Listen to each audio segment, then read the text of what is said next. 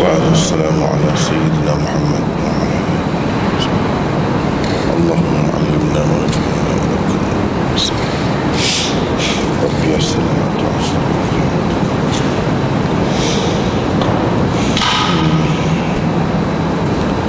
Nota kita ni nota baru, nota 8 Kitabul Iman. Baru ni kita pakai buat sementara sedikit daripada nota 8 ini, sebab tak siap kesemuanya.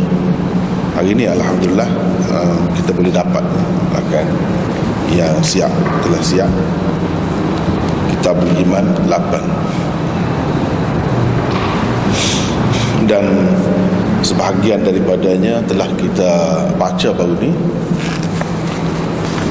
Cuma saya pun tak ingat dengan pastilah sampai setakat mana kita baca baru ni. Nombor 5 tu kan, muka surat 155 nombor 5. Itu belum lagi ya. Betul. Sebenarnya kita sedang bincangkan hadis yang ke-25. Eloklah kita baca sekali lagi insya-Allah hadis itu, dan kemudian akan sambung perbincangan pada nombor 5. Wa an Amr bin al-As قال أتيت النبي صلى الله عليه وسلم فقلت أبسط يمينك فلأبايعك فبسط يمينه قال فقبضت يدي قال ما لك يا عمرو ما لك يا عمرو قال قلت أردت أن أشترط قال تشترط بماذا قلت أن يغفر لي قال أما علمت أن الإسلام يهدم ما كان قبله وأن الهجرة تهدم ما كان قبلها وأن الحج يهدم ما كان قبله رواه مسلم. والحديثان المرويان عن أبي هريرة قال قال الله تعالى أنا أغنى الشركاء عن الشرك والآخر الكبرياء ردائي سنذكرهما في بابي الرياء والكبر إن شاء الله تعالى. Amr bin al-As meriwayatkan, katanya, aku datang kepada Nabi SAW lalu berkata, hulurkan tangan kananmu biar aku membai'ahmu. Maka baginda SAW menghulurkan tangan kanannya. Kata Amr, yakni apabila Nabi SAW menghulurkan tangan kanannya, aku pun menarik tangan. Tadi dia hulur, ditarik balik. Tanya baginda SAW, kenapa wahai Amr? Jawabku, aku hendak dengan syarat, yakni aku hendak berbai'ah dengan syarat. Tanya baginda SAW lagi, syarat apa? Jawabku, dengan syarat aku diampunkan oleh Allah. Jawab Nabi SAW, tidakkah engkau tahu wahai Amr bahawa Islam merobohkan dosa-dosa yang terdahulu, hijrah merobohkan dosa-dosa yang terdahulu, dan haji juga merobohkan dosa-dosa yang terdahulu. Hadis riwayat Muslim.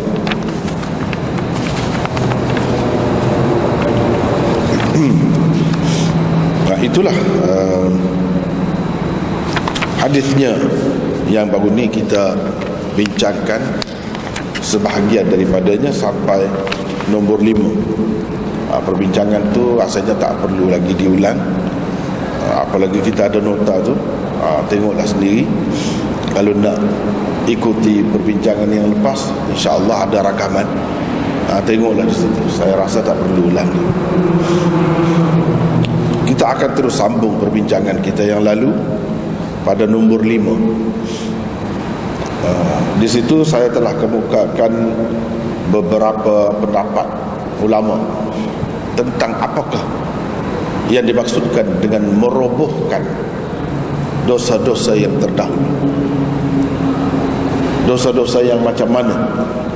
Dosa besar ke, dosa kecil ke, dosa yang berkait dengan manusia ke, atau dosa yang berkait dengan Allah Subhanahu Wa Taala sahaja, atau macam mana? Itu sebahagiannya telah kita bincangkan sebelum ini. Nombor 5 itu ialah pendapat salah seorang tokoh ulama hadis, iaitu At-Tibi. At-Tibi ini ialah pengarang kitab Al-Kashif an Haqa'iqis Sunan, iaitu syarah kepada Mishkat. Dan At-Tibi ini sebenarnya guru kepada pengarang Mishkat, tapi guru buat syarah, yang anak murid buat, kitab anak murid.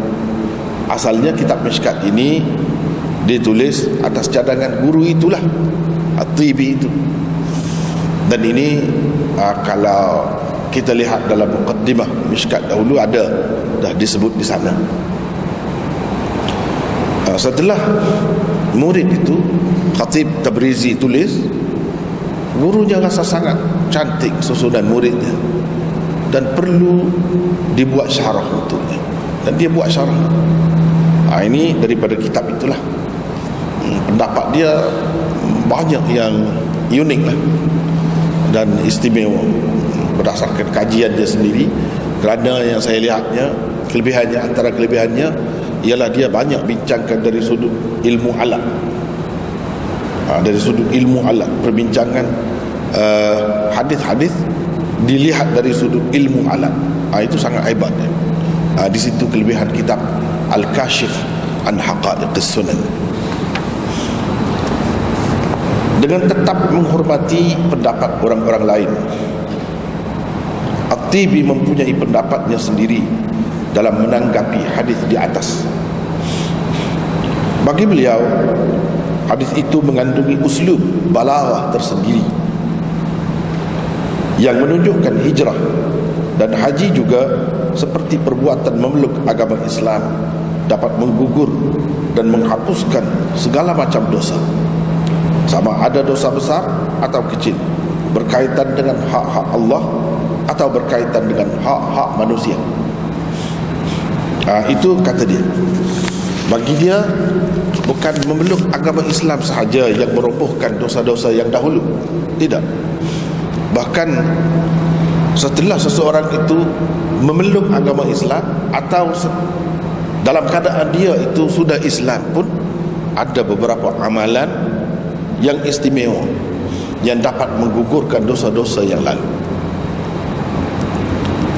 Itu sebab dia kata, kalau kita perhatikan cara Nabi SAW sebut itu, dia tidak sebut Islam saja, yahdimu ma kana qablahu, bukan Islam sahaja, tetapi dia sebut juga hijrah, tahdimu ma kana qablahu.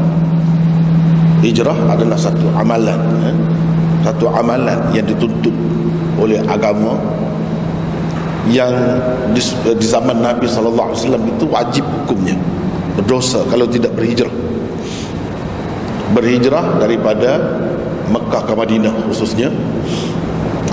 Itulah yang dimaksudkan dengan hijrah. Hijrah itu pun besar pahalanya. Ia dapat menggugurkan dosa-dosa yang dahulu. Kemudian haji disebutkan dua perkara. Dan tentu sekali hijrah dan haji itu dilakukan oleh orang Islam setelah Islam. Termasuklah Ammar bin Al-As itu sendiri pun melakukan hijrah juga selepas dia memeluk agama Islam, dan mengerjakan haji juga selepas dia memeluk agama Islam.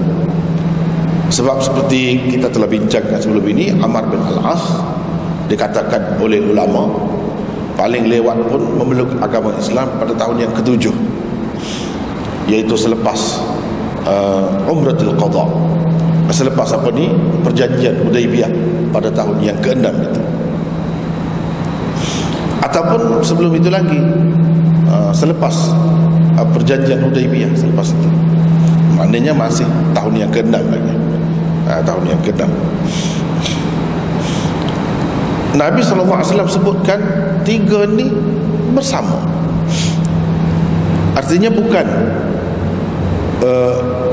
khasiat atau ciri khusus yang ada pada memeluk agama Islam sahaja, menggugurkan dosa yang lalu itu, menghapuskan dosa yang lalu itu. Ia juga ada pada dua ibadat ini. Itu maksudnya. Sama saja, kata At-Tibi. Kalau memeluk agama Islam itu menggugurkan segala macam dosa, yang dua ini pun begitu. Kenapa kita nak beza-bezakan, sedangkan Rasulullah SAW sebutkan dalam bentuk yang sama, dengan menggunakan perkataan yang sama. Itu bagi dia. Sedangkan bagi orang lain, dia kata memeluk agama Islam itu lebih istimewa daripada yang lain-lain. Walaupun yang dua itu, hijrah dan haji, itu menggugurkan dosa juga, tapi tak sama dengan memeluk agama Islam itu, kata mereka. Bagi At-Tibi sama.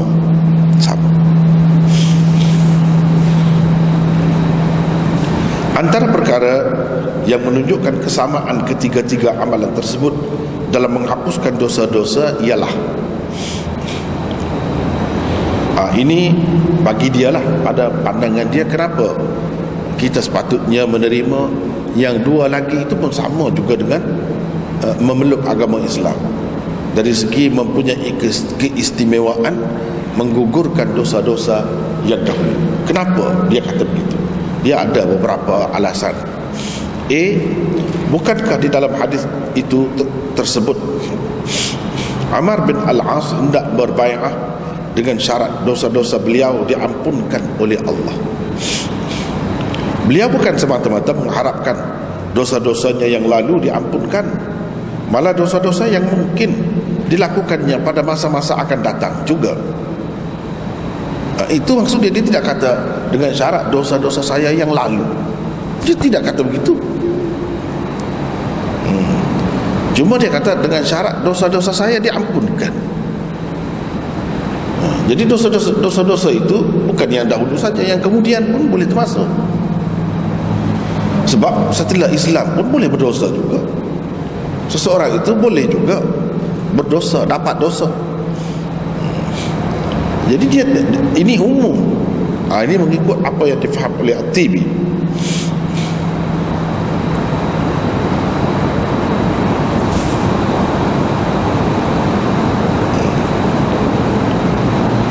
Sabda Rasulullah sallallahu alaihi wasallam bahawa Islam merobohkan dosa-dosa yang terdahulu merupakan jaminan untuk keampunan terhadap dosa-dosa yang dilakukan sebelum seseorang memeluk agama Islam.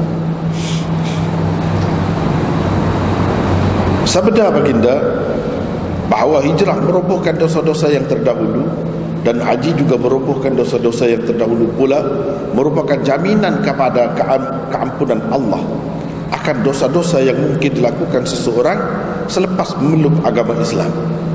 Itu yang dia faham. Seolah-olahnya Rasulullah bersabda, jangan kamu risau tentang dosa-dosa yang pernah kamu lakukan. Ia akan terhapus sebaik saja kamu memeluk agama Islam. Kamu juga jangan risau tentang dosa-dosa yang mungkin dilakukan olehmu selepas memeluk agama Islam. Kerana dalam Islam ada dua amalan istimewa, yaitu hijrah dan haji. Ia akan menghapuskan dosa-dosamu selepas memeluk agama Islam. Ini kata dia, itu yang dia naknya, dosa-dosa dia tu ada jaminan dihapuskan. Hadis ini menunjukkan bahawa semasa seseorang itu kafir, tidak Islam, apa yang dikatakan dikira sebagai dosa dalam Islam, jika dia lakukan, itu juga dikira sebagai dosa untuk mereka. Maknanya orang-orang kafir itu bukan sahaja ditaklifkan dengan usul syariat, tetapi ditaklifkan dengan furu' syariat juga. Sebab ulama-ulama usul ada berbeza pendapat dalam masalah orang kafir ni. Adakah dia mukallaf, ditaklifkan, dikira bersalah kerana tidak menerima akidah atau usul dalam Islam, atau dia juga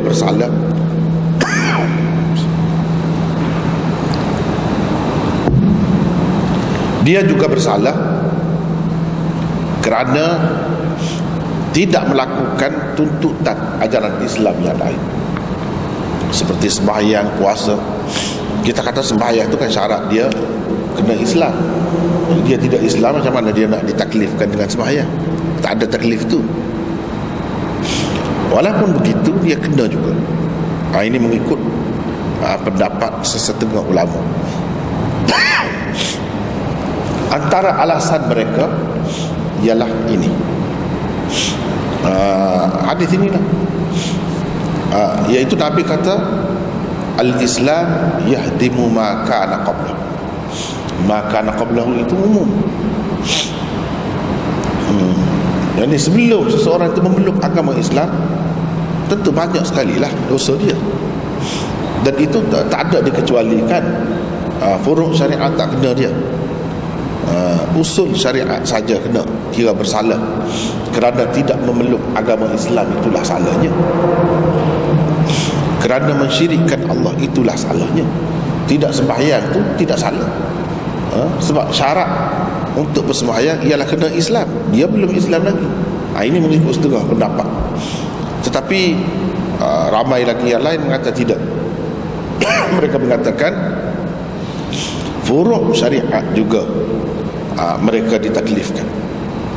Furu' syariat.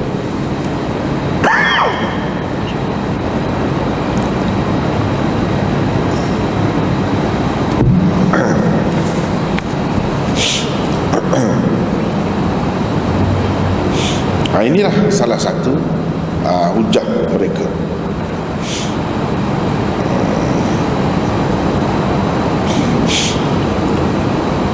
Jadi Amr bin Al-As dia takut dah, kalau ketika kafir itu dia melakukan dosa, itu pun satu hal dah yang mendukacitakannya. Nanti kalau masuk Islam sudah nak baik pun, kalau tersalahlah melakukan dosa, sebab kita ni tidak maksum, sahabat-sahabat pun tidak maksum. Jadi kalau ada melakukan dosa, kalau Tuhan tak ampun, sedihlah jadi. Itulah yang menimbulkan kemuskilan dalam fikiran dia. Jadi mengikut At-Tibi, Nabi SAW faham maksud dia tu. Maksud dia dengan syarat diampunkan dosa itu bukan dosa yang lalu saja, tapi dosa yang kemudian juga. Sebab itu Nabi SAW sebut dua lagi, yang mana dua lagi ni kena Islam baru ada. Artinya kamu jangan risau. Ini menunjukkan hijrah dan haji itu sangat istimewa. Ia termasuk dalam amalan yang dapat mengkafarahkan, menghapuskan dosa-dosa. Kemudian dosa-dosa itu ma kana qablahu, tak kira lah. Kalau ma itu maknanya kalau dalam bahasa Arab disebut mausul mustarak. Mausul mustarak. Mausul mustarak maknanya ia bukan sahaja dapat menghapuskan satu dosa, tidak, banyak boleh. Ma qablahu itu banyak boleh, dan dia tidak menunjukkan sesuatu yang kecil sifatnya. Kalau kita kata dosa kecil, tidak, dia umum. Yang ini suatu mausul yang boleh dikongsi oleh macam-macam makna. Itulah maksud mausul mustarak. Ia bukan mausul nas, tetapi mausul mustarak. Sebab kita cuba nak faham ni At-Tibi ni, kenapa dia faham gitu? Itulah benda yang dia faham. Nabi SAW sebut ma qabla. Apa makna ma? Kalau orang yang belajar bahasa Arab agak tinggi lah, kalau mula-mula tu kita tak berjumpa lagi, agak tinggi, dia akan tahu ini ma ini apa. Ma itulah yang merangkumi segala macam dosa. Sebab itu dia kata bukan dosa kecil saja, bukan dosa dengan Allah saja, kerana melanggar hak-hak Allah saja, dosa-dosa dengan manusia pun boleh, walaupun dalam bentuk mazalim seperti yang kita telah bincangkan sebelum ini. Cuma kalau dalam bentuk mazalim, iaitu kezaliman yang kita lakukan terhadap orang lain, Allah SWT boleh hapuskan dosa juga, boleh hapuskan juga. Kalau kita kata dosa itu menyebabkan masuk neraka, mungkin Allah boleh bagi pahala kita yang banyak tu bagi kepada orang yang kita lakukan dosa terhadapnya, dan dia akan berpuas hati. Dia akan berpuas hati. Dan walaupun dibagi pahala kita kepada dia, oleh kerana pahala haji dan pahala hijrah ini sangat besar, dia tidak akan jadi bankrupt, tidak akan jadi muflis. Seperti dalam hadis yang lain disebut muflis yang sebenarnya, orang yang bankrupt sebenarnya macam mana, tak termasuk dalam tu. Sebab dia nak sebut sini, ini besar, sangat besar. Kalau ada pun, bagi lagi pun tak akan habis lagi, besar. Itu maksudnya. Tetapi ini bukan bermakna nak kita bermudah-mudah, nak bagi jalan kepada kita untuk buat zalim. Tidak. Itu terpulang kepada Allah, kehendak Allah. Kita tak boleh kata, cuma dari segi akidah ahli sunnahnya Allah boleh mengampunkan, boleh, tak mesti. Mana kita tahu yang Allah akan mengampunkan kita? Mungkin dia akan ampunkan orang lain, bukan kita. Kita tak tahu. Cara dia ampunkan terus, atau dia bagi sebahagian amalan kita, boleh jadi. Boleh jadi tidak begitu. Dengan sebab kezaliman itu kena masuk dalam neraka dahulu, pun boleh jadi. Jadi tak bolehlah rasa sedap hati. Tetapi nak ceritanya benda ni sangat istimewa.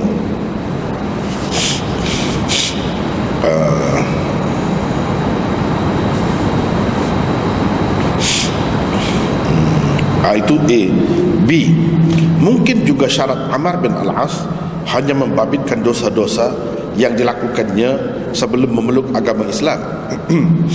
Kalau begitu, jawapan Rasulullah SAW di dalam hadis di atas adalah dalam bentuk uslubul hakim. Sebab itu saya sudah cerita tadi, kelebihan At-Tibi ialah dalam memahami hadis berdasarkan kaedah ilmu alam. Dia guna ilmu nahwu, dia guna ilmu balaghah sangat banyak. Dan di situ kita nampak hebat dah, betapa bijaksananya Rasulullah sallallahu alaihi wasallam itu. Kerana dia menggunakan bahasa yang tinggi, yang orang tidak duga. Orang nak setakat ini saja, dia bagi lebih lagi daripada itu.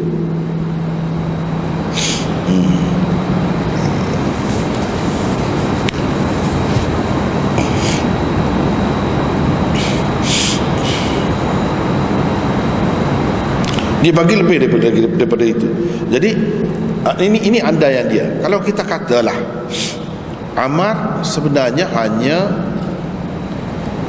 minta syarat itu, syarat dihapuskan dosanya yang dahulu. Dia tak terfikir pun tentang dosa yang akan datang itu. Dia hanya fikir apa yang lepas yang dia telah buat. Itu mengikut yang dia faham, yang dia tahu, dosa lah kalau mengikut Islam. Jadi dengan syarat dia hapuskan dosa yang dahulu. Jadi yang Rasulullah sebut ini sudah lebih sekarang di dalam hadis itu.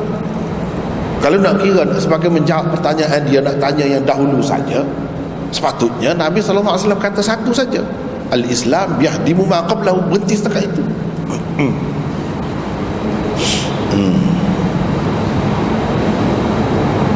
Berhenti setakat itu. Tapi Nabi SAW tidak berhenti di situ. Dia kata lagi, al-hijrah tahdimu ma kana qablahu wa anna al-hajj yahdimu ma kana qablahu. Dia kata lagi itu, yang dia tambah itu apa orang panggil? Itulah yang dikatakan uslubul hakim. Kalau orang belajar balaghah dia tahu Apa itu uslubul hakim? Orang kafir tanya, yas'alunaka 'anil syahril haram. Tanya tentang bulan haram. Bulan haram ni apa bulan? Dalam Quran jawab lebih lagi daripada itu. Ini termasuk dalam uslubul hakim. Jadi uslubul hakim ni ada kelebihan dia sendiri. Jadi kamu sepatutnya bukan tanya sekadar itu, kamu sepatutnya kena tanya juga. Ini seolahnya ada Nabi ajar begitu. Kena tanya juga yang akan datang. Sebab yang akan datang setelah memeluk agama Islam pun kamu akan berdosa juga. Bukan kata bila Islam tu seseorang tu tak akan berdosa lagi, terlepas daripada dosa. Tidak. Jadi bagaimana dengan dosa-dosa yang akan datang tu? Sepatut kamu fikir juga. Jadi dia jawab dulu lagi, awal-awal lagi. Orang tu tak terlintas pun dia jawab. Itulah caranya orang yang bijaksana. Kalau kita nak buat contoh biasanya beginilah. Anak kita minta 100 ni, 100. Dia nak pergi berkelah lah, nak pergi makan angin, piknik mana-mana lah, kita kata dia minta 100. Yang si ayah ni faham, dia bagi 300. 300 tu jadi uslubul hakim. Tak suka mana? Suka lah. Siapa tak suka? Dia tak duga pun begitu. Kalau bagi 100 pun cukup dah dia. Itulah yang dia minta pun, yang dia tanya. Jadi dia bagi lebih. Itulah juga cara Nabi SAW ini murah dalam menyampaikan ilmu. Apa yang perlu diketahui oleh umat dia, ada kalanya murah. Orang tanya sekadar itu, dia jawab lebih lagi daripada. Boleh jadi begitu kata dia. Ini orang pakai kaedah uslubul hakim, gaya bahasa orang yang bijaksana, gaya bahasa ahli hikmat. Ahli hikmat dia tahu apa maksud dia. Boleh jadi dia tak terfikir itu. Kita tolong cerita kepada dia bahawa bukan dosa kamu yang dahulu saja yang akan terhapus, tetapi dosa kamu yang kemudian juga ada, akan terhapus juga. Yang kemudian itu akan terhapus dengan apa? Dengan amalan-amalan istimewa seperti yang disebutkan di sini. Sebagai contohnya 2, yaitu hijrah dan haji.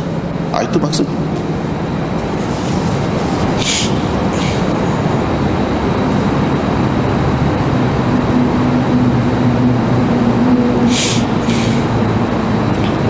Ataupun termasuk dalam uslubul hakim juga, itu kamu sepatutnya tak payah tanya yang dulu. Tak payah tanya yang dulu. Sebab yang dulu tu kamu dalam jahiliah, kamu tak kenal Tuhan lagi. Kamu tak tahu apa itu agama. Dosa pahala kamu tak tahu. Kamu sepatutnya tak tanya yang itu. Kamu tanya yang kemudian.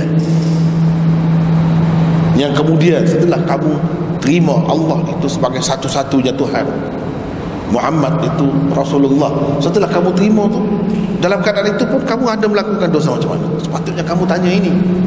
Ini pun termasuk dalam uslubul hakim juga. Seperti dalam Quran disebut, banyak dalam Quran guna, yas'alunaka 'anil ahillah, tanya tentang bulan ini kenapa ada ketikanya kecil, kemudian jadi semakin besar sehingga jadi bulan penuh, kemudian dia jadi kecil-kecil pula. Itu yang ditanya, tapi jawabnya lain. Qul hiya mawaqitu linnas wal hajj. Jawabnya lain. Artinya dia nak ajar kita sepatutnya kamu tak tanya yang itu, tak perlu. Kamu tak tahu pun tak apa, kamu bukan boleh ubah. Boleh ubah. Sampai sekarang ni tak boleh ubah. Nak ubah buat apa pun. Ini kita katalah bulan, awal bulan, hilal, pandang bulan. Siapa boleh ubah jadi bulan penuh? Tak payah cerita, tak payah tanya. Yang perlu tanya, apa kita nak buat pada dalam bulan itu, sepanjang bulan itu apa nak buat, yang ada faedah untuk dunia dan akhirat kita apa. Jadi bulan itu menentukan masa. Baru kita tahu ini bulan ini dah berjanji nak bayar hutang bulan depan. Tahulah bulan depan, bulan lepas tahu. Kalau tidak, nak tahu macam mana. Dan untuk buat ibadah haji, barulah kita tahu bulan haji ni bila-bila, yang ada faedah untuk kita. Jadi dia tak cerita dari segi ilmu hayat, dari segi astronominya kenapa perubahan itu berlaku? Tak perlu. Kalau aku nak ajar itu tak perlu, orang lain pun boleh ajar. Nanti kamu akan dapat daripada orang lain pun. Orang kafir pun boleh cerita benda tu. Yang kamu kena tanya aku sepatutnya dalam masa yang rekas ini, aku diutuskan oleh Allah tanya pasal agama yang ada faedah untuk dunia dan akhirat kamu. Sepatutnya begitu. Itu dipanggil uslubul hakim. Tapi Nabi SAW jawab ketiga-tiga tu. Yang dulu pun dia jawab, dosa-dosa yang dahulu dia jawab juga. Yang kemudian pun dia jawab juga. Itulah cara uslubul hakim. Ilmu ma'ani menghendaki adanya jalinan dan kesinambungan yang kuat di antara ma'tuf dan ma'tuf alaih. Itulah sebabnya diatafkan perkataan qatlahu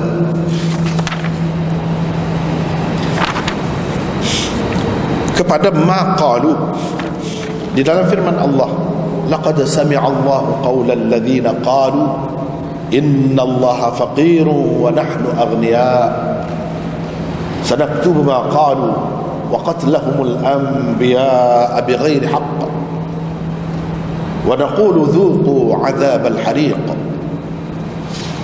Bermaksud sesungguhnya Allah telah mendengar perkataan orang-orang, maksudnya orang Yahudi, yang mengatakan sesungguhnya Allah miskin dan kami kaya. Orang Yahudi kata Allah itu miskin, kami kaya. Kami akan mencatat perkataan mereka itu dan perbuatan mereka membunuh nabi-nabi tanpa alasan yang benar, dan kami akan mengatakan rasalah kamu azab yang sentiasa membakar. Jadi dalam ayat ini saya tak garis itu, sepatutnya saya garis di situ supaya nampak sedikit.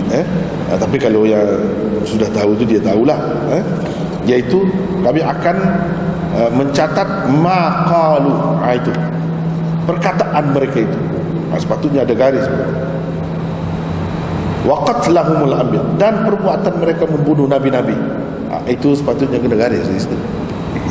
Baru nampak sedikit. Di situlah yang ada kena mengenanya, yang dimaksudkan oleh At-Tibi. Jadi kalau kita belajar ilmu nahwu dulu, kemudian dia naik lagi sampai kepada ilmu ma'ani. Ilmu nahwu, cuba kita perhatikan ayat itu. Sanaktubu ma qalu wa qatlahumul anbiya.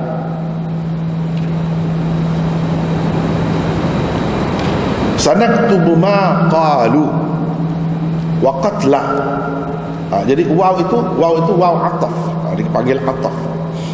Ataf kepada ma qalu.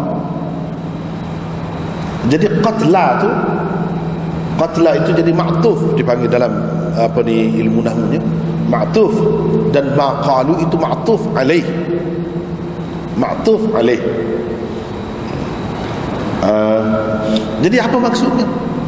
Apakah sama kata saja begitu, Allah miskin, kita kaya, sama ke dengan membunuh nabi-nabi? Sekali tengok macam tak sama. Bunuh nabi itu lagi dahsyat nampaknya. Itu dapatkan kata saja, kata saja. Allah terjejaskan dengan sebab orang Yahudi kata begitu. Jadi dia kata ini, ilmu ma'ani menghendaki dia bukan sekadar ma'tuf alaih begitu saja. Kalau sekadar itu hanya perbincangan ilmu nahwu. Ini ilmu ma'ani nak pergi atas lagi. Yang kita kena faham iaitu mesti adanya jalinan dan kesinambungan yang kuat. Ada jalinan, walaupun yang satu ni nampak tak seberapa, remeh saja, sekali pandang. Yang satu lagi tu nampak dahsyat. Tapi bila ada kaitan ataf ini, ma'tuf dengan ma'tuf alaih, kita kena faham mesti ada jalinan dan hubungan yang kuat dan kedudukan yang sama tu. Sebab itulah Allah Subhanahu Wa Taala mengatafkan qatla kepada maqal. Tujuan, cuba perhatikan lagi, tujuan diatafkan qatla kepada maqalu ialah untuk menyatakan perkataan mereka bahawa sesungguhnya Allah miskin dan kami kaya sama berat dan dahsyatnya dengan perbuatan mereka membunuh nabi-nabi. Jangan kamu ingat kata begitu tu tak ada apa pun. Jangan, itu berat. Ucapan yang seperti itu berat, tak kurang daripada membunuh Nabi-Nabi. Di sisi Allahnya begitu. Ini nak mengajar kita ada kalanya ucapan itu berat, sama berat dengan perbuatan apa yang dibuat. Walaupun bagi kita tengok yang bunuh Nabi-Nabi itu dahsyat lah, tapi kalau kata Allah tu miskin, kami kaya, apa nak menjejaskan Allah? Tak ada terjejas apa. Tetapi dia kata macam tu salah besar. Sama dengan membunuh Nabi-Nabi juga dahsyatnya. Jadi demikian juga dengan hijrah dan haji. Itu dia nak kait dengan hadis inilah. Kedua-duanya diatafkan kepada al-Islam. Diatafkan kepada al-Islam. Ni kalau tengok hadis ni, kalau tengok hadis, tengok muka surat 153 sekali lagi.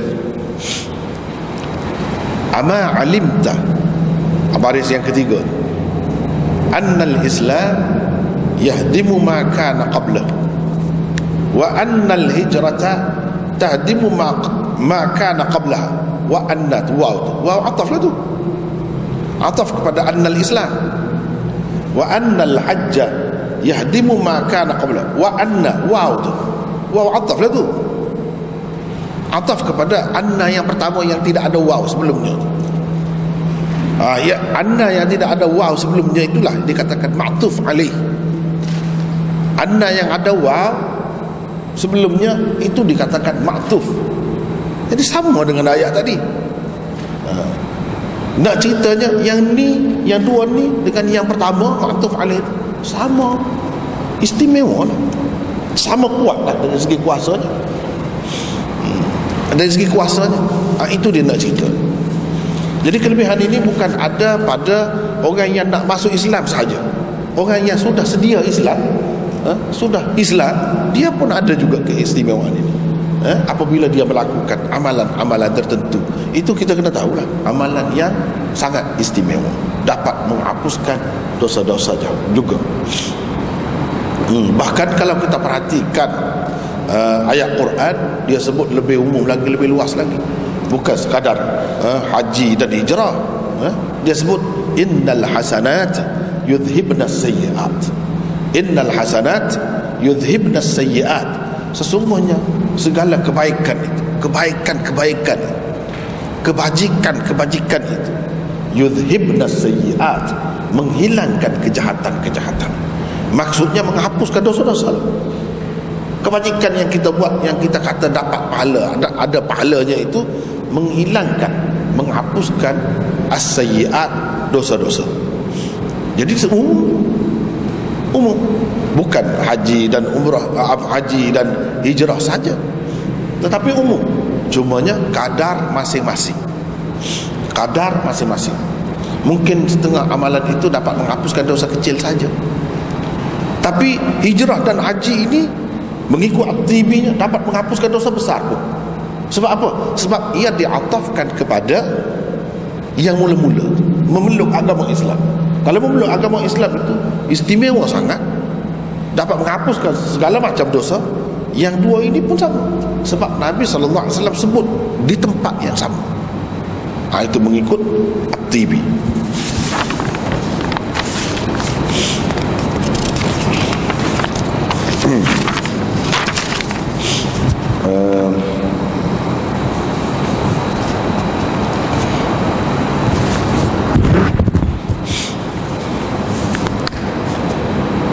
Demikian juga dengan hijrah dan haji. Kedua-duanya diatafkan kepada al-Islam.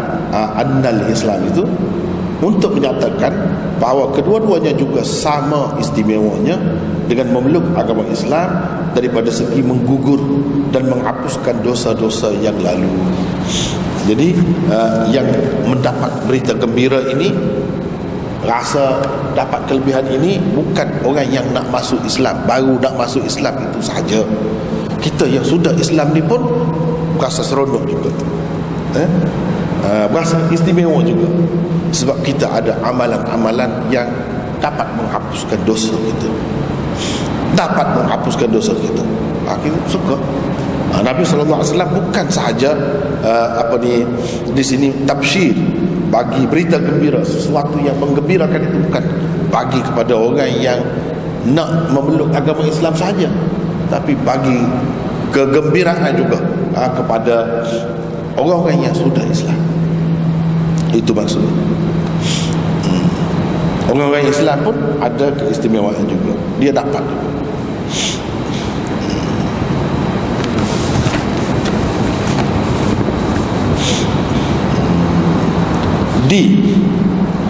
Ketiga-tiga perkara yang tersebut di dalam hadis di atas, yaitu Islam, hijrah dan haji, dikemukakan dalam bentuk isti'arah makniyah. Ia diumpamakan dengan alat atau sesuatu, bahan dan sebagainya yang merobohkan sepenuhnya sesebuah bangunan yang teguh. Ini pun termasuk dalam balaghah juga, termasuk dalam ilmu bayan, ilmu bayan. Dalam ilmu balaghah itu ada bayan, ma'ani, badi. Ini termasuk dalam ilmu bayan, yaitu isti'arah makniyah. Islam itu diumpamakan seperti sesuatu yang dapat merobohkan atau menghilangkan, melenyapkan sesuatu yang lain. Hijrah begitu juga, haji begitu juga. Macam kita katalah, kita tulis sesuatu, kita tulis yang dapat menghapuskan tulisan itu apa? Pemadam, padam. Islam itu diumpamakan seperti pemadam. Tulis dinding, api kotor dinding, cat baru, itu cat baru. Ataupun satu bangunan sudah roboh, tak boleh nak guna, ada bahan ledakan, roboh tu tak terganggu yang lain-lain,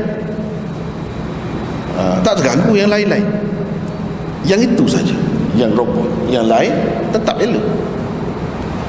Bila tidak diperlukan, boleh roboh. Jadi Islam, haji, hijrah ni dia ada kuasa macam tu. Diumpamakan dengan sesuatu bahan yang dapat menghapuskan sesuatu yang lain, dan disebutkan merobohkan. Padahal kita tengok masuk dalam Islam tak ada roboh apa-apa pun. Diumpamakan kuasa dia dapat menghilangkan sesuatu yang tidak elok, sesuatu yang tidak elok, yang menyakitkan mata, yang membahayakan seseorang itu di dunia dan di akhirat. Itu dipanggil isti'arah makniyah. Panjang pula kalau kita nak cerita apa isti'arah makniyah itu. Ada pula isti'arah tasrihiyah, takhyiliyah, macam-macam. Itu panjang, kita tidak nak bincang itu, kalau bincang itu jadi panjang pula.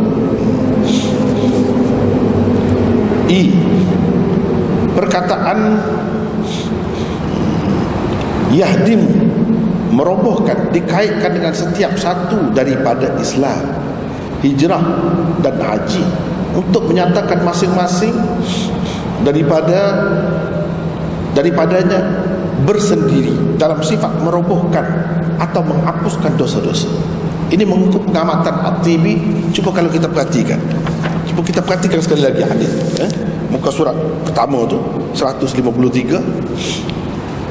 Ama alimta annal Islam yahdimu ma kana qablahu. Dia ulang pula, wa annal hijrata tahdimu ma kana qablahu.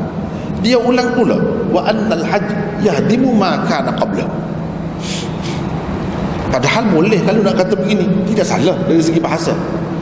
Annal Islam wal hijrah wal hajj tahdimu ma kana qablahu. Boleh kata begitu, boleh. Tapi kenapa dia tak kata begitu?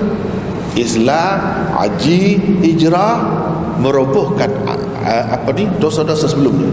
Dia boleh kata begitu. Kata begitu pun sampai maksudnya.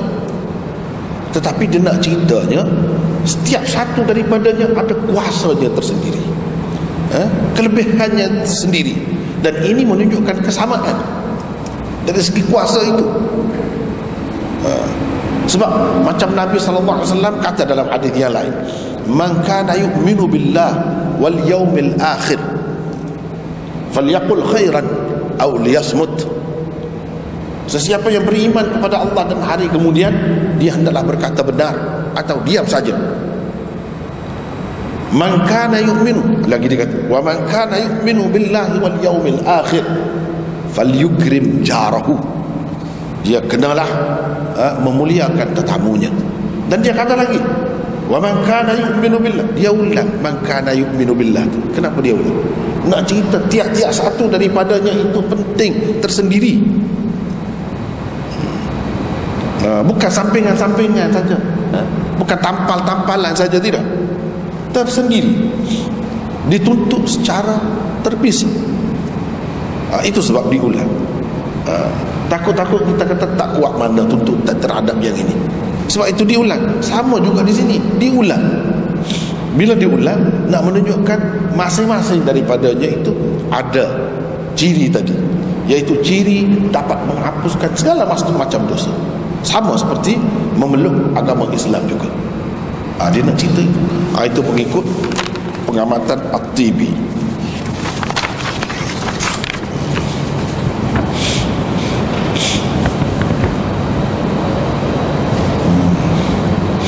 Cuma tinggal satu kemuskilan saja. Tentang memeluk agama Islam, merobohkan dosa-dosa yang lalu memang tidak tergugat.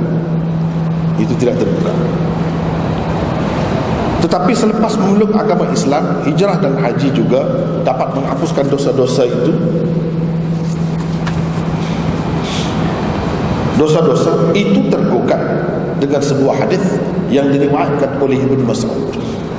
Sebab itu setengah-setengah ulama kata memeluk agama Islam itu paling istimewa. Yang dua lagi tak sama dengan memeluk agama Islam itu. Kalau ia menghapuskan dosa pun tidaklah sekuat memeluk agama Islam itu. Sebab apa?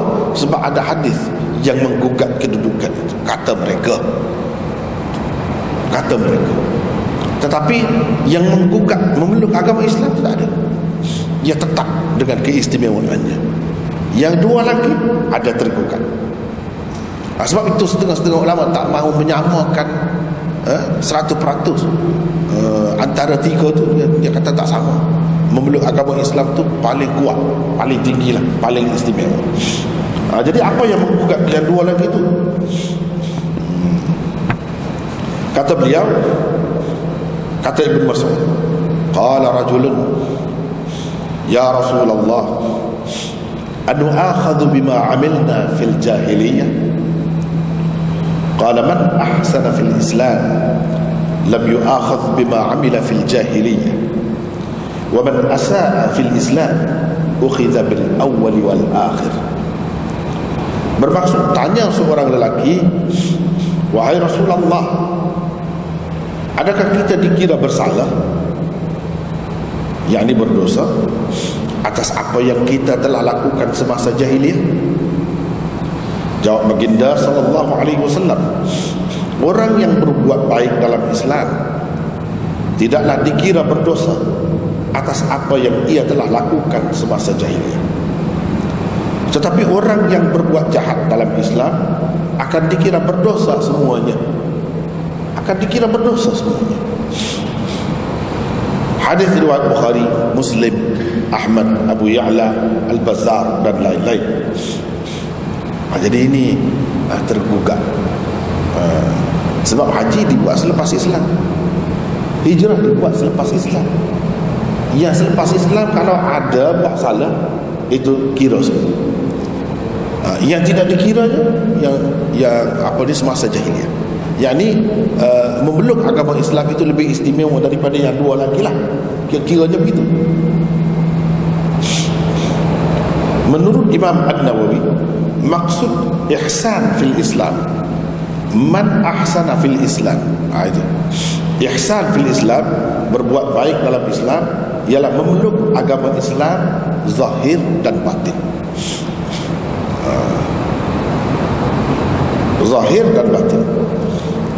atau memeluk agama Islam dengan hati yang ikhlas tanpa dibauri sedikit pun nifaq i'tiqadi.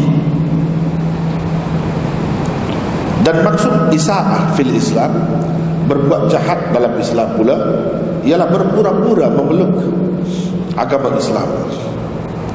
Seseorang yang tidak memeluk agama Islam dengan ikhlas tidak akan mendapat keistimewaan yang tersebut di dalam hadis di atas.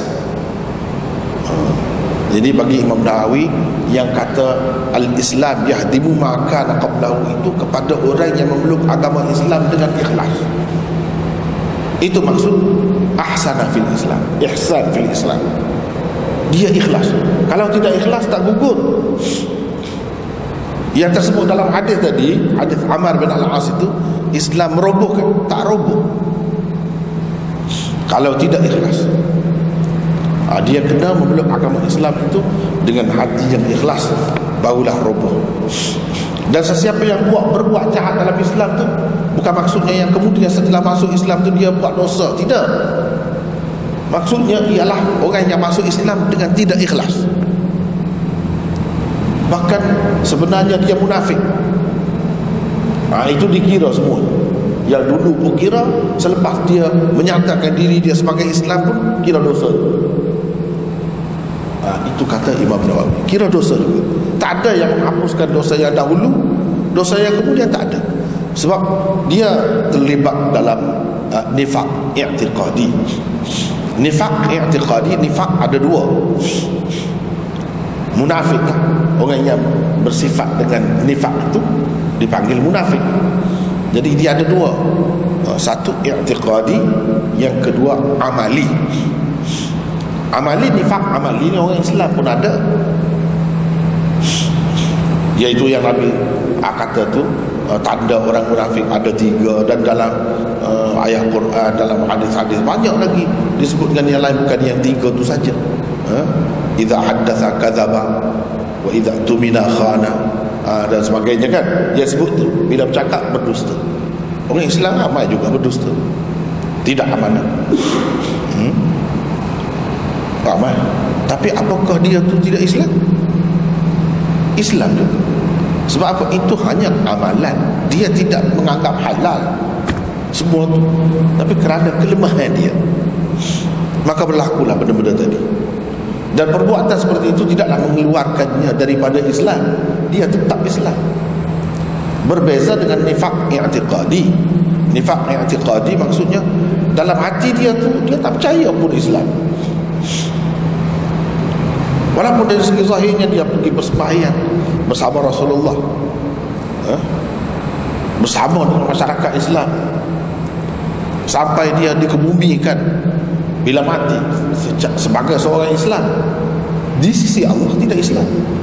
Yang macam ni, kalau dia di peringkat awalnya menzahirkan, menyatakan dia dimasuk Islam, tak jadi apa, tak memberi apa-apa kesan, sia-sia saja. Memeluk agama Islam dia tidak menggugurkan dosa yang dahulu, dan dosa yang kemudian atas nama Islam sebagai seorang Islam itu pun tak gugur. Ini menunjukkan, hadis ini nak cerita orang yang nak masuk Islam tu dia kena ingat betul dia ada keistimewaan itu, tapi sifatnya kena macam mana? Dia kena ikhlas. Jangan langsung ada nifaq i'tiqadi. Kena buat terus, percaya Islam itu sebagai agama yang benar dahulu, baru ada keistimewaan tadi. Kalau tidak, tak ada. Ramailah juga semasa Nabi SAW dahulu orang yang memeluk agama Islam zahirnya, tapi dia dalam hati dia tak percaya. Tak percaya. Yang macam inilah dalam hadis yang lain digambarkan, di kolam Kautsar nanti Nabi SAW ingatkan dia tu, sahabat dia, tiba-tiba dihalau oleh malaikat, suruh pergi jauh, tak mahu bagi minum air.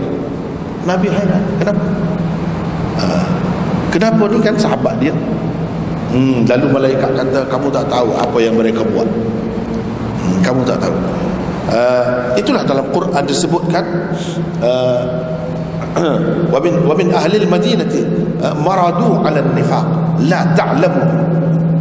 Ada penduduk Madinah itu mereka memang tegar nifaknya, tetapi kamu tak tahu. Nahnu na'lamu, kami tahu, Tuhan kata. Jadi yang Tuhan tahu tu dia akan nyatakan besok. Bukan saja Nabi akan dapat lihat, orang lain juga akan dapat lihat. Ini dihalang daripada kolam Kautsar. Tak ada faedah apa. Ada di zaman Rasulullah SAW, bukan zaman Rasulullah saja, bila-bila masa pun ada. Berapa ramai kan yang nak masuk Islam ni kerana nak kahwin lah, kerana nak dapat keistimewaan. Di negara ini kalau ada Islam dapat banyak keistimewaan. Itu tak ikhlas. Atau kalau dia ada sikit-sikit begitu, tapi dia nak Islam juga, betul-betul dia nak Islam, bukan nak pura-pura lah. Cuma adalah bercampur-campur, itu lain. Allah SWT akan nilai lah tahap keikhlasannya itu. Ini setengah-setengah tu memang langsung tak mahu pun Islam, dia tak percaya langsung. Tak ada nampak pun kelebihan Islam tu, dia benci pun bahkan kepada Islam, tapi kerana nak dapat sesuatu dunia, dia memeluk agama yang macam tu. Yang macam tu dimaksudkan di sini. Jadi mengikut Imam Nawawi begitulah.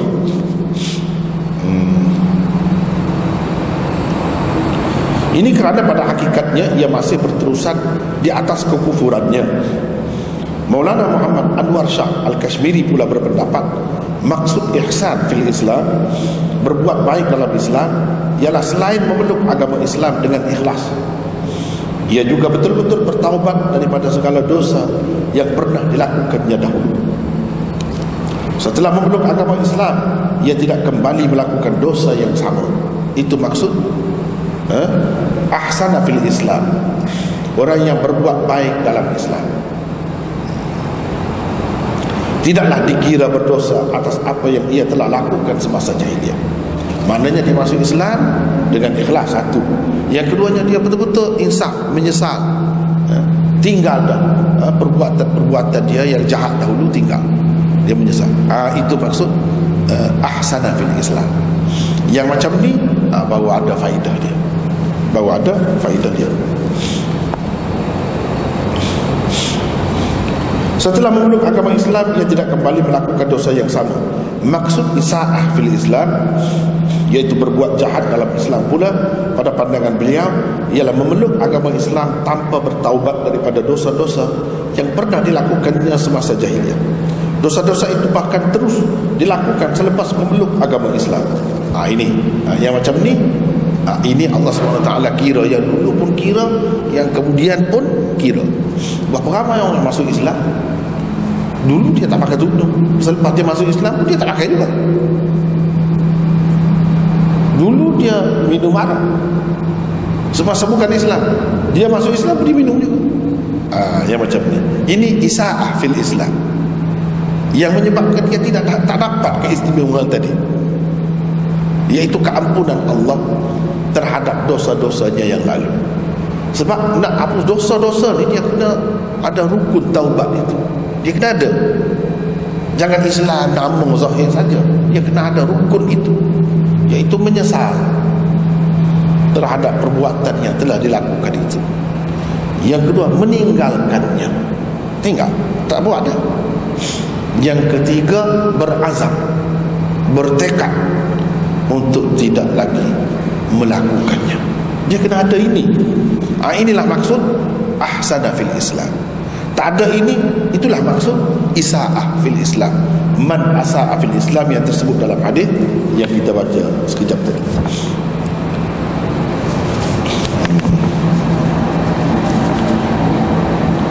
Hadis Amr bin Al-As menceritakan tentang orang yang memeluk agama Islam di samping bertaubat daripada segala dosa yang lalu. Dia dapatlah keistimewaan itu. Setelah memeluk agama Islam pula, ia tidak terus melakukan dosa-dosa yang pernah dilakukannya semasa jahiliyah dahulu. Tak ada buat. Ni ramai ni. Dulu dia pakai skirt juga, dedak orang, bukan kepala saja. Kepala tu kepada setengah-setengah orang, ingat saja. Ini nampak paha, pakai skirt macam tu, pakai seluar pendek orang perempuan misalnya orang perempuan, selepas masuk Islam pun dia begitu juga. Kalau macam tu tak dapatlah. Yang dalam hadis Amr bin Al-As itu yang kata menghapuskan dosa-dosa yang dahulu bila dia berubah. Bila dia berubah.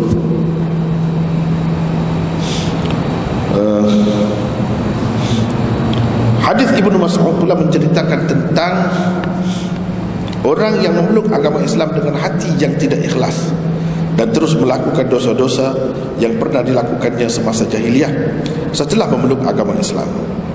Itu jadi dua hadis ini tidak ada pertentangan sebenarnya. Tidak ada pertentangan.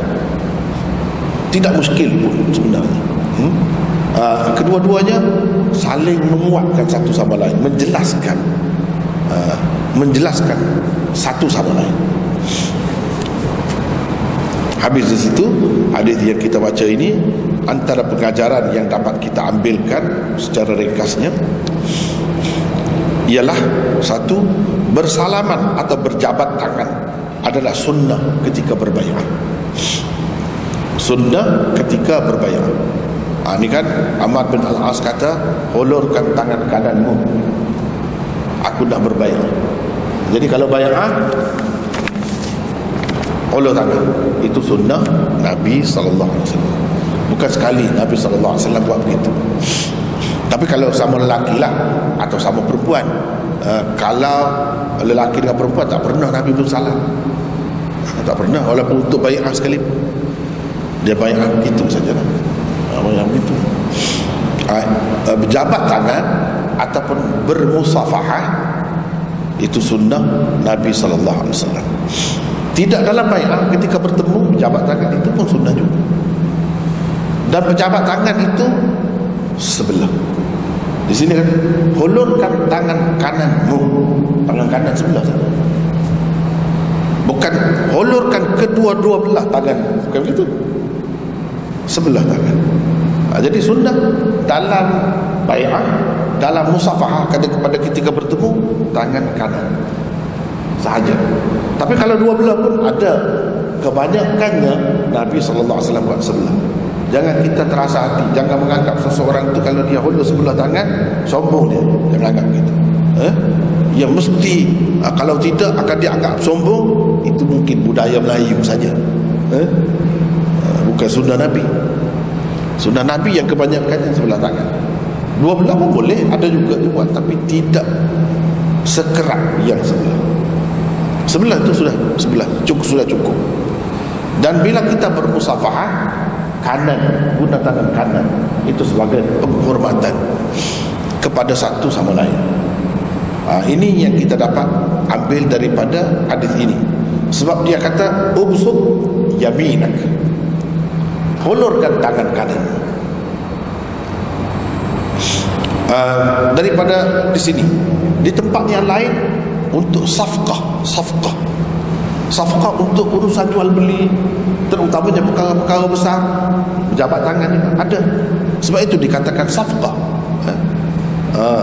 Safaqah, bunyi tangan itu pun dibuat juga.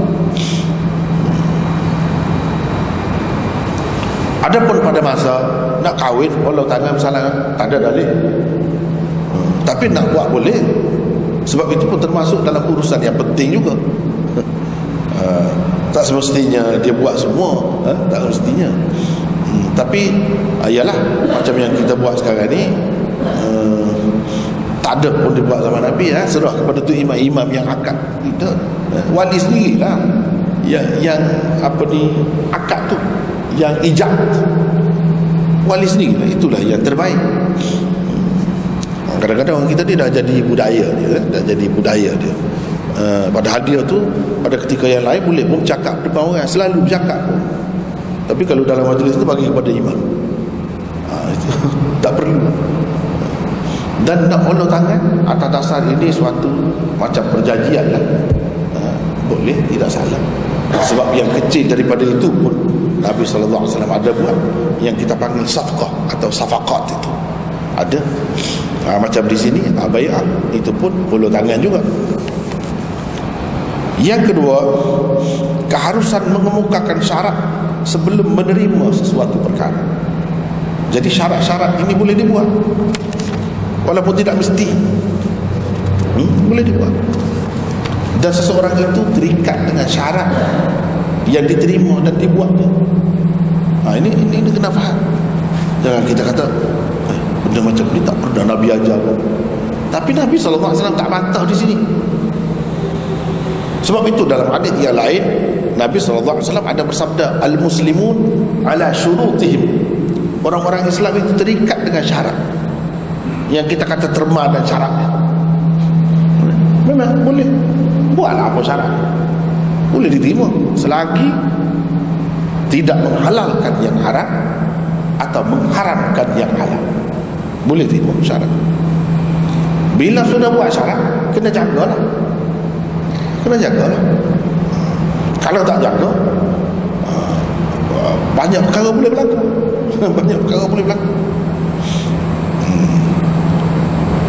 Boleh kebukakan syarat sebelum nak masuk Islam. Bahkan Nabi SAW ada sahabat nak masuk Islam tapi bertangguhlah duduk dia. Saya untuk sebulan ke beberapa hari. Nabi kata tak apa, 4 bulan tak apa. Boleh macam tu. Tidak kata bila nak Islam mesti terus sekarang. Tak mesti. Bagi peluang dulu, biar puas hati. Biar puas hati. Itu cara Rasulullah SAW. Dia tidak jenis paksa. Tidak jenis paksa. Macam ni dengan syarat. Apa syarat? Nak tahu dulu syarat. Oh, syarat dihapuskan dosa.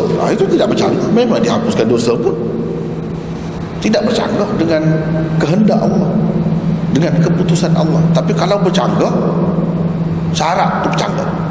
Syarat boleh saya, tapi awak kena minum arak. Itu tak boleh. Tak boleh terima syarat itu. Tapi kalau selagi halal, tidak bercanggah dengan syariat, boleh terima syarat. Yang nak bagi syarat, yang nak terima pun boleh juga syarat. Kena jaga syarat-syarat itu.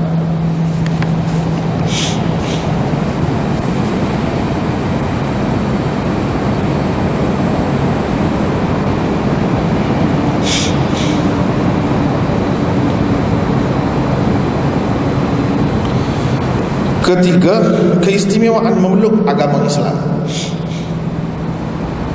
Memeluk agama Islam menggugurkan dosa-dosa yang pernah dilakukan oleh seseorang semasa jahiliyah. Jadi istimewa sangat. Jadi ini salah satu tarikan lah. Tarikan kepada orang-orang yang bukan Islam. Jadi kita kan agama Islam ni salah satu unsur utamanya ialah dakwah. Dia nak ajak orang seramai mungkin kepada Islam ni. Bukan nak menghadkan Islam ni dengan bilangan tertentu. Tak ada dalam Islam macam tu. Nak hadkan dengan bangsa tertentu ke? Tak ada. Setengah-setengah agama itu dia bersifat kebangsaan. Bangsa dia saja. Kalau bukan bangsa dia tak boleh. Kalau boleh pun jadi rendahlah kedudukannya. Di Islam tak ada macam tu. Dia nak seramai mungkin. Seramai mungkin. Jadi mestilah ada sesuatu yang menarik. Misalnya kalau tempat kita lah, kalau dunia lah, urusan dunia, kita boleh sebut apa yang menarik di Malaysia, baru boleh tarik pelancong. Kalau tak ada benda yang nak sebut, siapa nak tertarik? Siapa nak masuk Malaysia? Begitu juga dengan ini dia ada tawaran lah, macam tawaran. Kalau memeluk agama Islam mungkin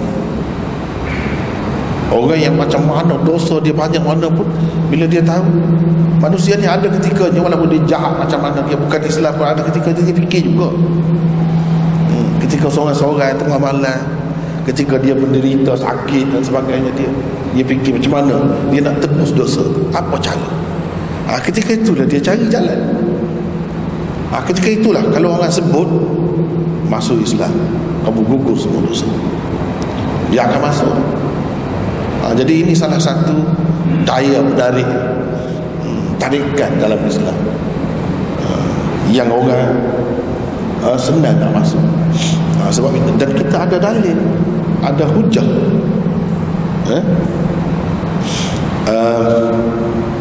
ada hujah, dan hadis ini sesuai dengan Al-Quran juga. Qul lil ladzina kafaru in yantahu yughfar lahum ma qad salaf. Katakan kepada orang-orang kafir, jika mereka berhenti, yughfar lahum ma qad salaf, nescaya diampunkan untuk mereka ma qad salaf, apa-apa yang telah berlalu. Tengok ayat Quran itu kan sama dengan hadis berkenaan dengan orang kafir. Dikatakan dia ampunkan maka ada qablahu. Dalam hadis ni kata, dalam Quran itu kata ma qad salaf, sama saja, beza perkataan saja, tapi benda yang sama disampaikan oleh Nabi SAW. Kita ada dalil, ada hujah. Kalau sebut mana kamu saja nak tarik orang saja ke? Kata begitu, sebut keistimewaan itu. Tidak, bukan kita ngada-ngada. Benda ini telah disebutkan oleh Rasulullah SAW. Artinya jaminan itu kukuh, kuat. Kita ni kalau Allah jamin, Rasul jamin, habislah. Tak, siapa lagi jamin? Kalau orang lain jamin, dia tu setakat mana? Sehebat mana dia tu? Kita pertikai pula. Kalau Allah dan Rasul sudah jamin, tak ada apa-apa lagi lah. Dengan senang hati, dengan rela hati, dan dengan rasa tunduk, kita boleh menerima. Itulah kelebihan Islam. Sebab kita nak dakwah, salah satu cara dakwah dia kena ada benda yang menarik.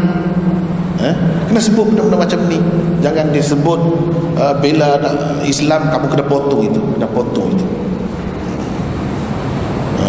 kena potong kemaluan kamu. Padahal bukan kemaluan yang dipotong,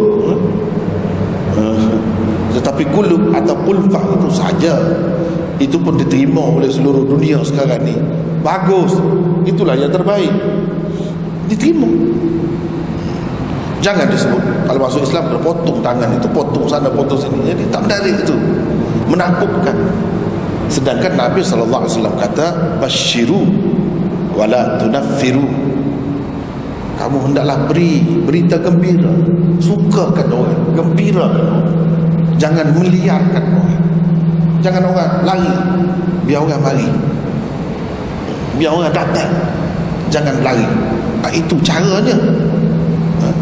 Yang Nabi SAW kata yassiru wala tu'assiru. Inilah prinsip dakwah Islam. Mudahkan, jangan susahkan orang. Mudahkan. Ini antara benda yang menarik dalam Islam. Tapi kadang-kadang kerana kita tak ikut cara Islam yang betul, jadi bercanggah. Yang sepatutnya mudah jadi susah. Yang sepatutnya menggembirakan, menarik, kita meliarkan, menakut-nakutkan. Itu bukan cara Nabi SAW. Sebab itu kita tengok di zaman Rasulullah SAW berapa ramai orang masuk Islam. Bahkan kalau kita tengok kekuatan Islam sampai sekarang pun begitu, sampai sekarang pun, dengan sebab adanya yang itu ikut cara Rasulullah SAW yang sebenar. Kita tengok secara umumnya orang Islam, alhamdulillah, di mana-mana pun lebih kuat agamanya daripada agama lain. Nak tengok orang Islam masuk kafir lah, agama lain, itu jarang. Walaupun dengan maksud nak kahwin pun jarang. Nak banding lah dari segi nisbah. Walaupun ada itu disebabkan kejahilan.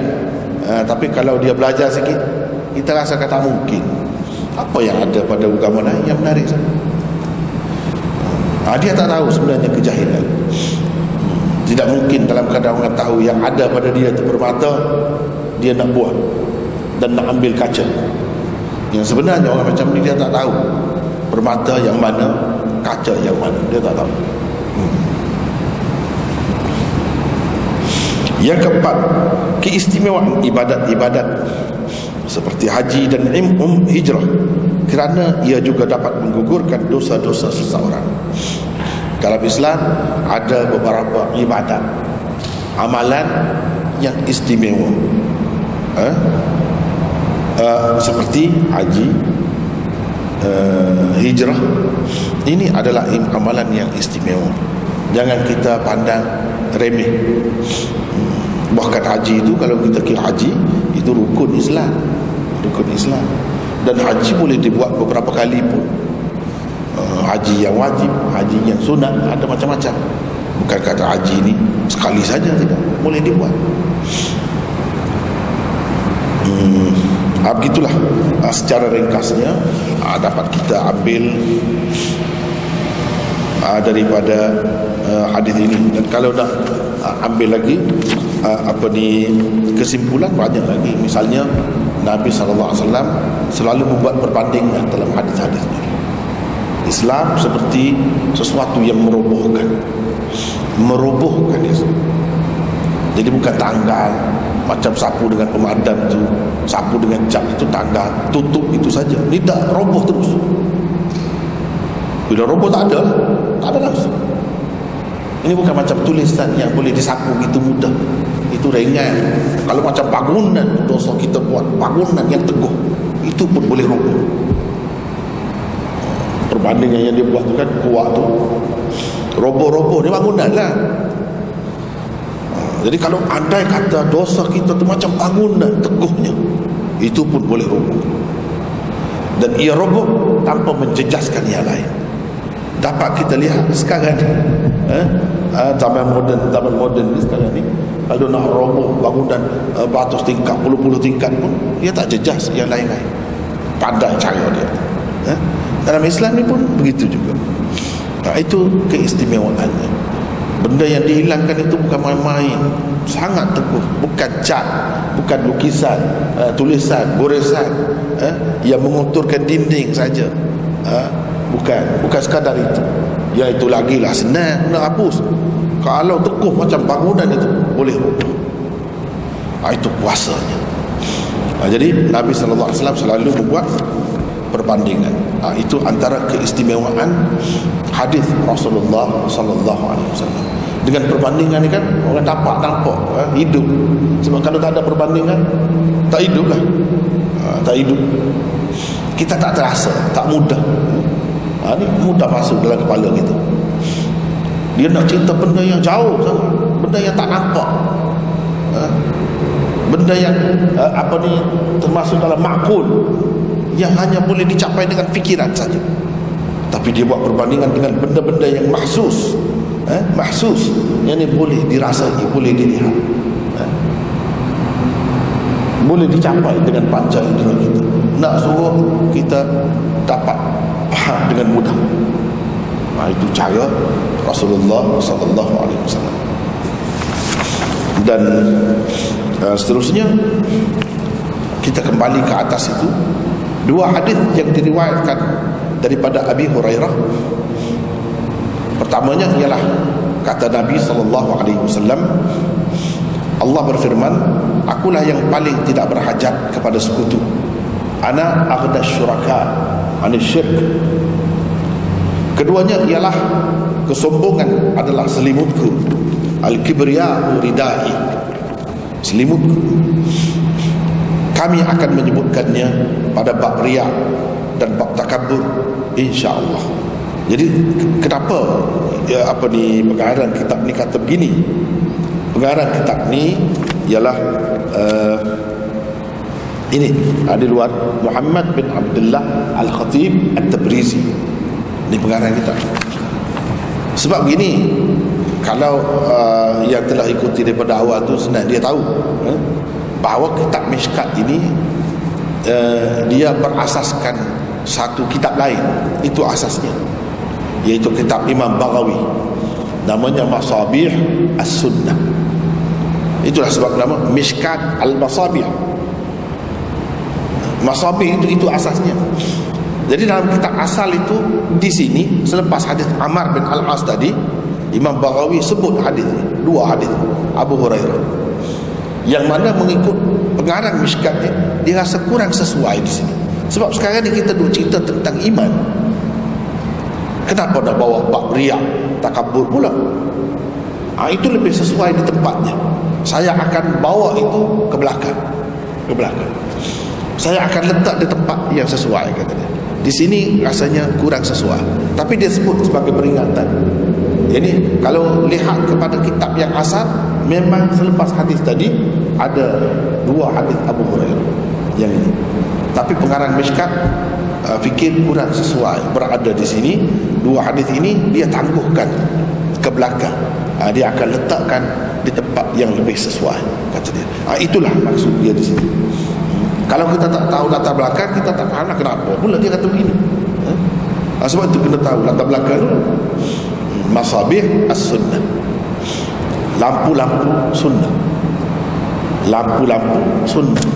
Mishkat itu bekas lampu. Mishkat maknanya bekas lampu. Ada kalanya lampu ni, kalau dia sekadar lampu saja dia tak kuat cahaya dia. Tapi kalau ada bekas dia tu, dia jadi kuat, cerah tu, lebih kuat. Jadi dia sekadar bekas yang untuk mencerahkan lagi. Lampu tu sudah ada pada kitab di Imam Baghawi tu, ia lampu dah, lampu sunnah dah. Tapi dia ni, kitab dia ni sekadar untuk menguatkan lagi cahaya itu, mencerahkan lagi. Itu maksudnya. Jadi sekadar itulah yang ada di sini. Kemudian kita akan masuk ke fasal yang kedua. Sebab Imam Khatib Tabrizi dia susun Mishkat ini setiap perkara, setiap bab itu kepada 3 fasal. Fasal yang pertama, fasal kedua, fasal ketiga. Jadi sebanyak 25 hadis setakat ini itu termasuk dalam fasal yang pertama, Kitabul Iman. Selepas ini fasal yang kedua dan fasal yang ketiga, dia ada fasal yang ketiga. Sedangkan dalam kitab asal Masabih as-Sunnah itu dia ada 2 fasal sahaja. Yang ditambah oleh pengarang Mishkat ialah fasal yang ketiga. Kenapa dia buat begitu? Sudah banyak kali kita sebutkan, terutamanya dalam mukadimah dahulu sudah sebut kenapa dia buat begitu. Jadi rasanya tak perlu diulang lagi. Hanya sekadar itulah untuk pagi ini. Wallahu a'lam. Wa akhiru da'wana.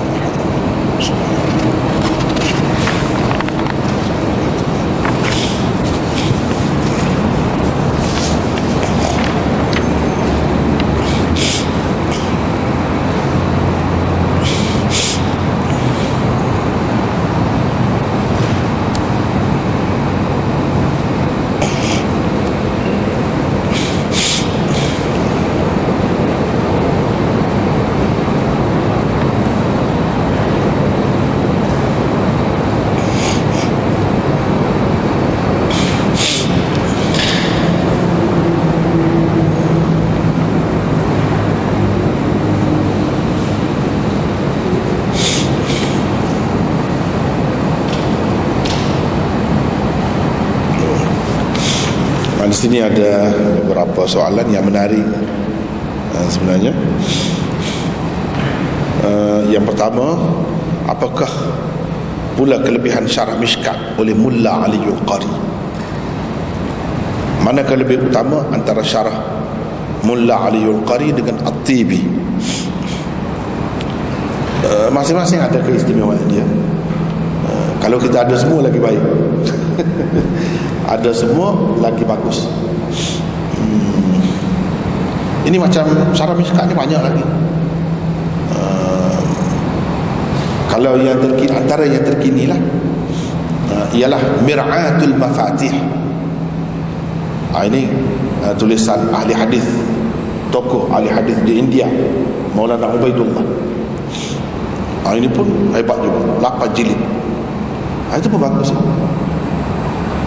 Antara yang baru juga, sebab nak boleh buat syarah-syarah ni bukan senang, lama-lama. Ada pun berapa ratus tahun dah, ada pun tak banyak pun banyak juga, sebab seluruh dunia yang terlibat ni. Antaranya ialah At-Ta'liqus Sabih ala Mishkatil Masabih. Ini karangan seorang tokoh ulama Pakistan, iaitu Maulana Idris Al-Kandhawi. Ini pun 8 jilid. Ini aliran Deobandi. Yang pertama tadi aliran ahli hadis. Mulla Aliul Qari ditulis dulu lagi. Ini orang Afghanistan. Mulla. Kalau mulla tu orang sana lah. Mulla Umar dulu yang sibuk Al-Qaeda, Taliban apa tu. Mulla Umar, orang Afghanistan. Mulla Aliul Qari sangat alim.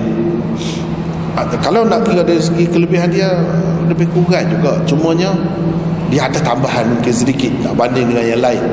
Dia banyak guna kata-kata hikmat daripada orang-orang sufi.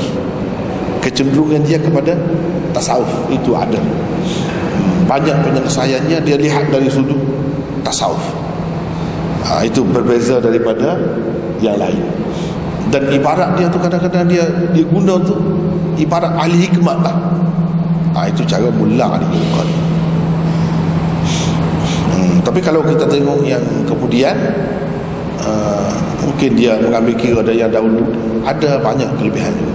Yang eloknya kita ada semua lah, ada semua. Itu lagi elok. Dan jelas semua sekali ni, semua ni adalah daripada tokoh hadis Ahlus Sunnah wal Jamaah yang diakui ketokohannya, dan akidahnya pun elok, walaupun ada perbezaan sedikit sebanyak dalam aliran dan cara dia tu, tapi pada dasarnya mereka berpegang dengan akidah Ahlus Sunnah wal Jamaah. Berkenaan dengan innal hasanat yudhibna sayyiat, apakah as-sayyiat merujuk kepada dosa besar dan kecil atau dosa kecil sahaja? Memang ada beberapa pendapat pun di sini. Ada beberapa pendapat. Ada yang mengatakan dosa kecil sahaja, ada yang mengatakan dosa besar dan dosa kecil.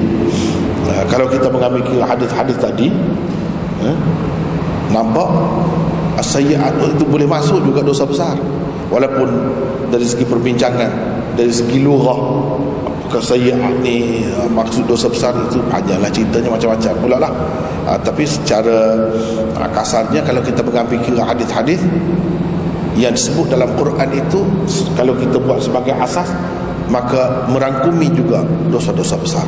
Sebab yang terhapus dengan sebab amalan kebajikan itu bukan dosa kecil.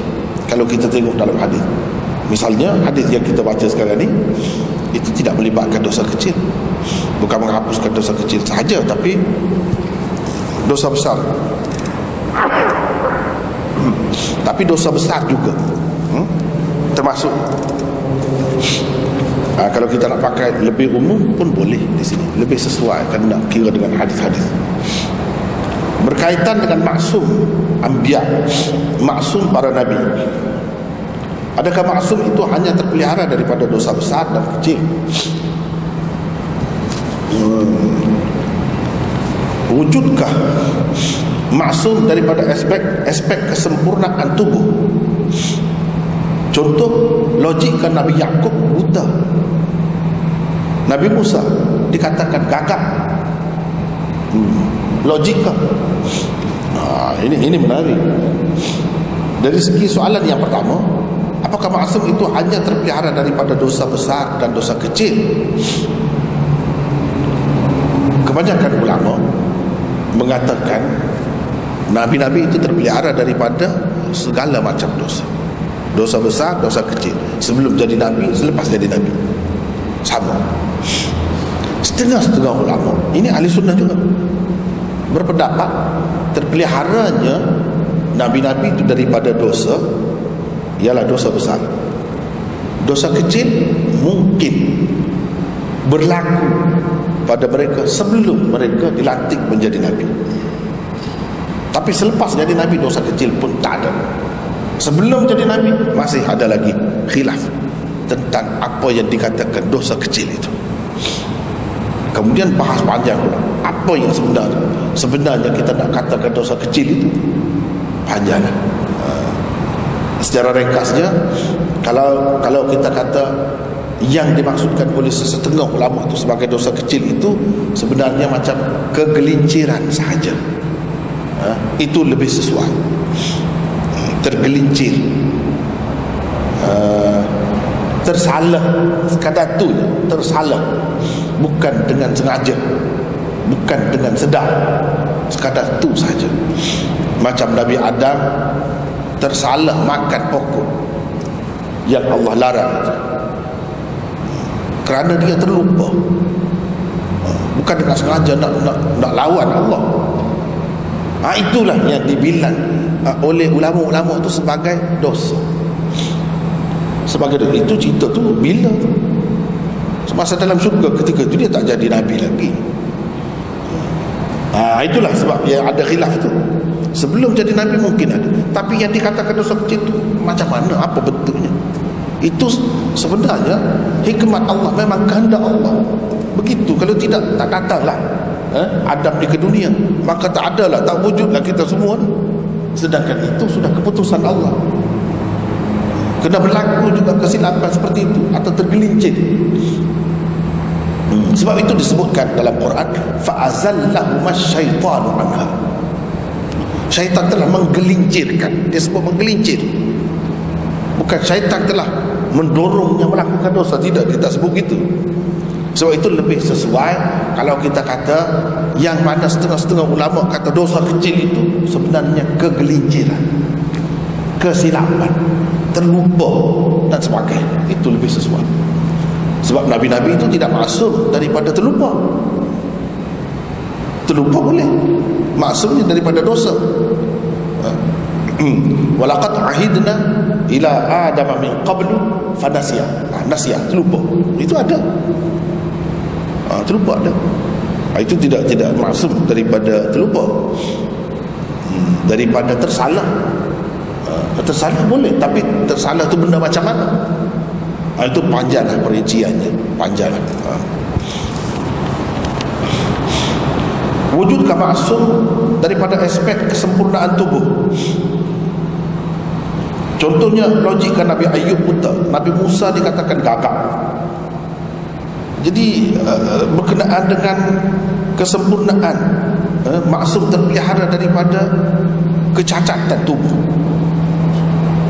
Kalau maksudnya kecacatan tubuh tu ialah kecacatan yang teruk, itu memang maksud. Misalnya gila. Nah, tak ada seorang pun Nabi yang gila atau pernah gila sebelum dia jadi Nabi atau selepas jadi Nabi. Sebab gila tu cacat yang teruk, cacat yang teruk. Sebab tu dalam akidah disebutkan kecacatan yang boleh menghalang dia daripada menyampaikan ajaran Allah, menyebabkan orang tidak yakin, tak percaya. Kecacatan yang macam tu, ya, memang mereka terpelihara.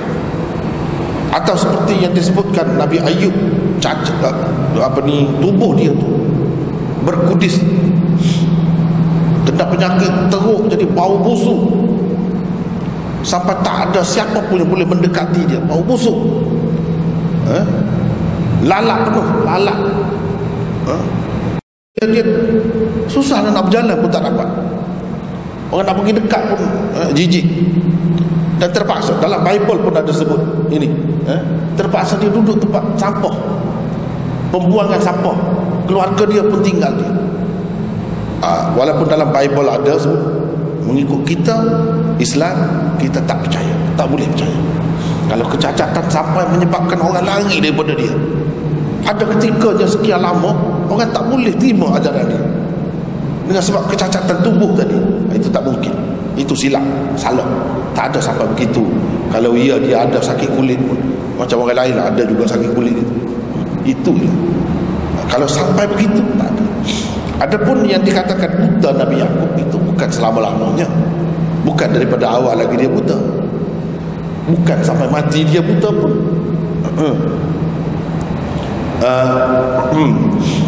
Apa di dalam Quran pun sebut, dia sebut campakkan baju aku,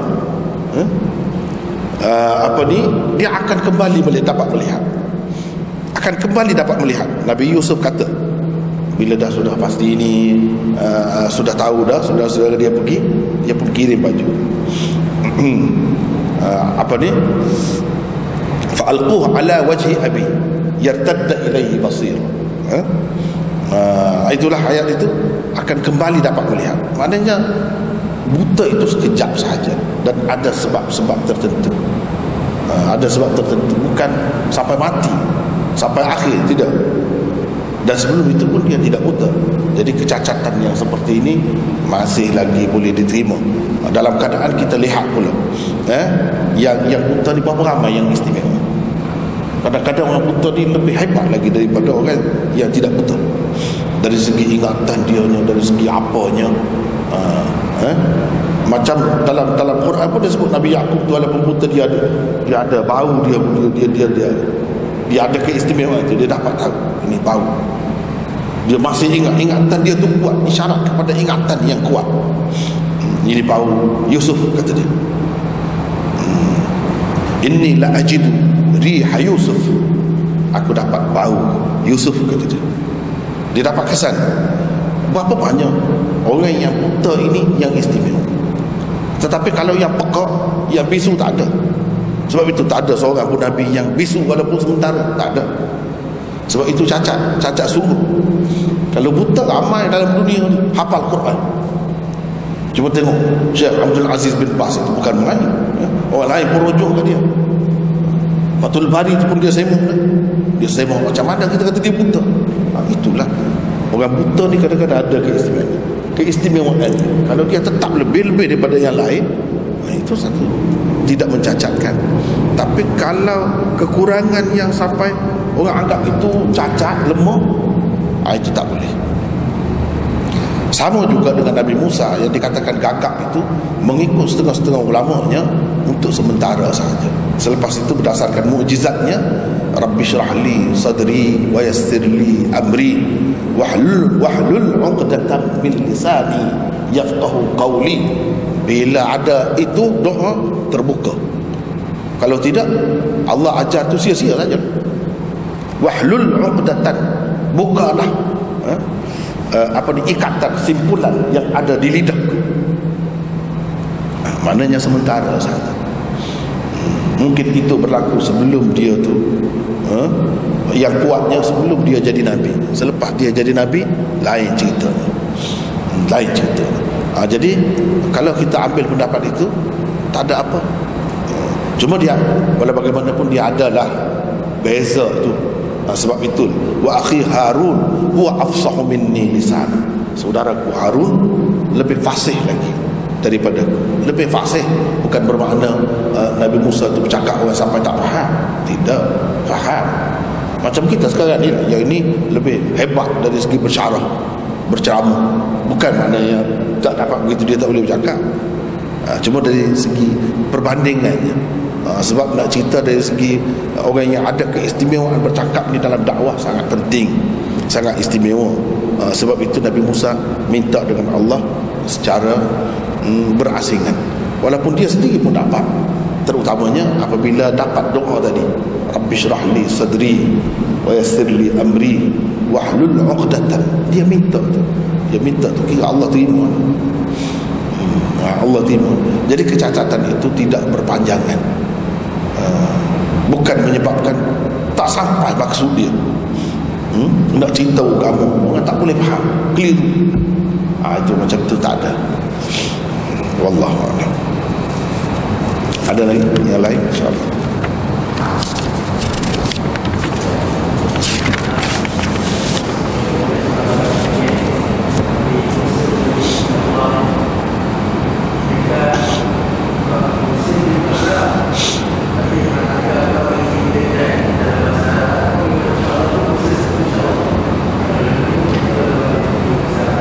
Terjemahan lah, sebagai terjemahan. Sebagai terjemahan. Tak. Terjemahan. Ya. Lagi ada.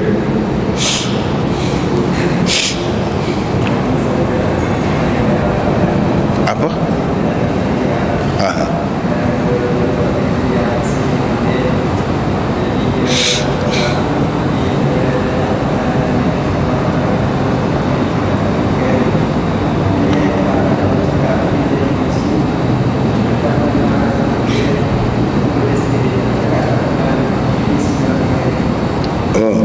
Itu cerita Nabi Zakaria kan. Dia dalam syariat pada masa itu, puasa termasuk dalam tuntutan puasa ialah tidak bercakap. Maksud suruh tidak bercakap, tak bercakap 3 hari itu dia puasa lah. Itu maksudnya. Dia puasa selama 3 hari. Sebab termasuk dalam tuntutan puasa dalam syariat itu ialah tidak bercakap. Macam kita kan, kita boleh bercakap puasa pun. Ada benda-benda tertentu yang tak boleh. Dia tak boleh bercakap. Bukan kerana bisu, tidak jadi bisu. Kalau bisu jadi kurang pula kan. Itu tidak jadi bisu. Seperti Maryam apa katakan, dia tak boleh bercakap dengan orang. Itu sebab pada masa itu memang kalau puasa tidak bercakap. Itu.